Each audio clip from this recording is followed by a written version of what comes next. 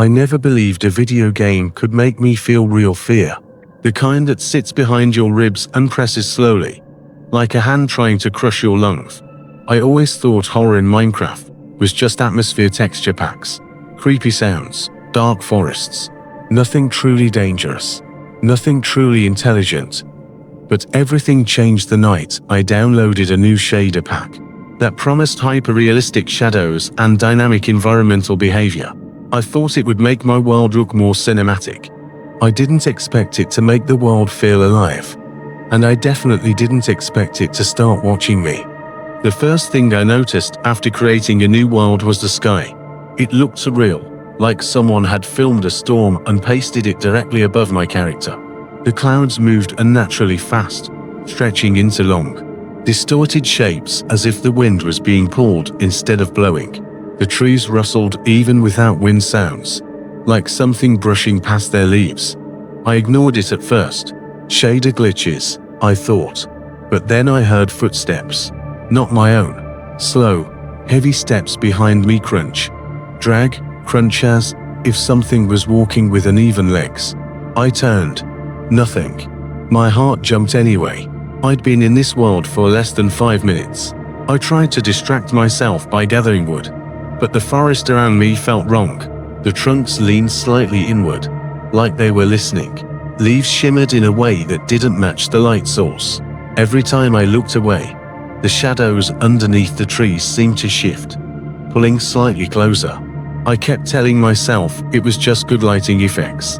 But then I heard a long, low hum in the distance. A familiar sound. A sound I'd heard only in creepypastas and survival horror mods. Siren Head. The exact pitch, the exact trembling metallic resonance echoed across the world. But I had installed no mods. No data packs. No experimental options. Just a shader. The hum faded. But the forest stayed silent and naturally silent. No cows, no pigs, no chickens. Only the faint rustle of what sounded like breathing leaves. I crafted tools quickly, my fingers shaking more than I wanted to admit. Every time I chopped a tree, the sound echoed wider than it should have, bouncing around the forest as if the world was bigger than the render distance. I kept glancing behind me. I don't know why. I felt watched, observed, judged. As the sun began to set, I noticed something terrifying. It wasn't moving normally. Instead of slowly drifting toward the horizon, it was jerking. One moment it was above the treetops, the next it was halfway down, the next it froze completely. The shadows around me stretched longer, sharper, almost needle-like, and the forest began to move. Not the leaves, the trees. Entire trunks shifted slightly, rotating toward me. I stood still, my breath catching in my throat despite knowing it was just a game. But it didn't feel like a game anymore. The shader wasn't just generating shadows, it was changing the world's behavior. Night fell instantly, like someone had slammed a switch. I scrambled to place torches, but their light flickered strangely, stretching in geometric patterns that didn't make sense. They didn't push the darkness away, they carved thin tunnels of visibility through it.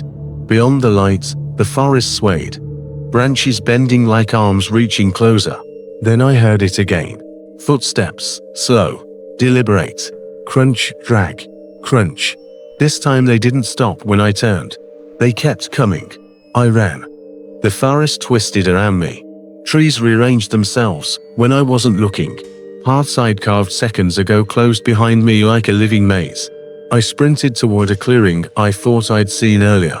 But the world kept shifting. My torches flickered and died one by one, as if something invisible was blowing them out. The footsteps grew louder, closer, heavier. I swore I could feel the vibration through my mouse.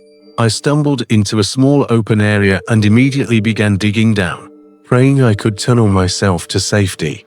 But the dirt sounded wrong when it broke wet, sticky, almost like flesh tearing. The hole I dug seemed to pulse slightly in the dim light, and when I placed blocks behind me to seal the passage, they made a soft thud, like something breathing through them. Below ground, the darkness felt alive. My torchlight dimmed as if suffocated. The walls absorbed the glow instead of reflecting it. I dug deeper, desperate, until I broke into a cave I hadn't expected. The cave was huge, but not natural.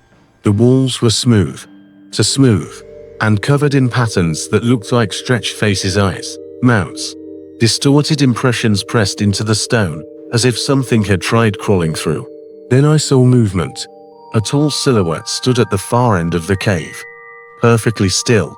It had no features, no eyes, no mouth, no texture.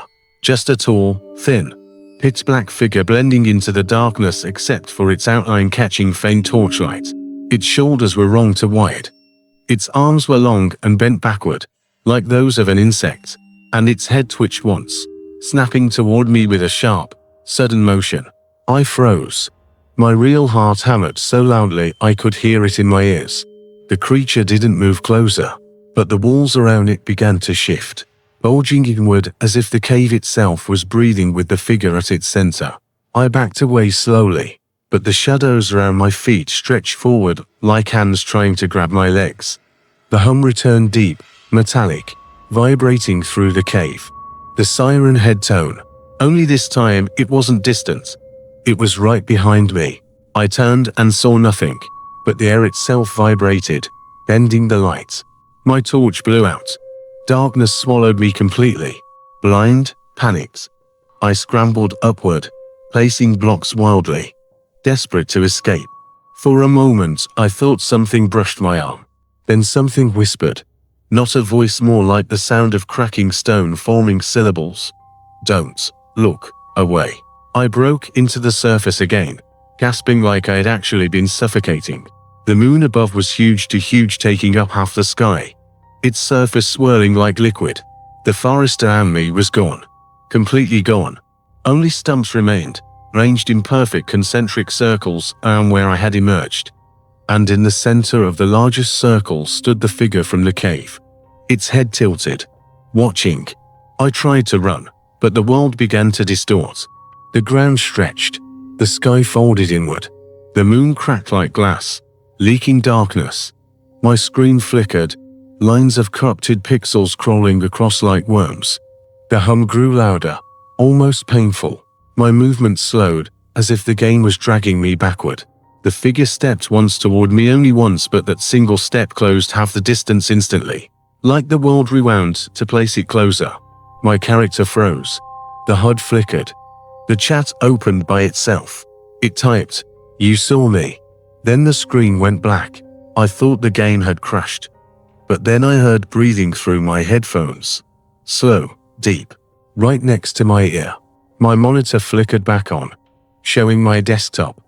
But behind my icons, faintly visible, was the forest from the world I'd just left, swaying, alive, watching. A folder I didn't have before appeared in the corner of the screen, named simply, "Don't Return." I deleted the world immediately. I deleted the shader. I reinstalled the entire game. But sometimes, late at night, when I open Minecraft, I hear a faint hum in the menu screen, a metallic vibration, fading in and out like something searching through static. And only once I saw a silhouette behind my character on the menu. Tall, thin, head tilted. I'm not opening that world again, but I'm starting to think it doesn't matter. Because whatever I saw that night, I think it followed me out.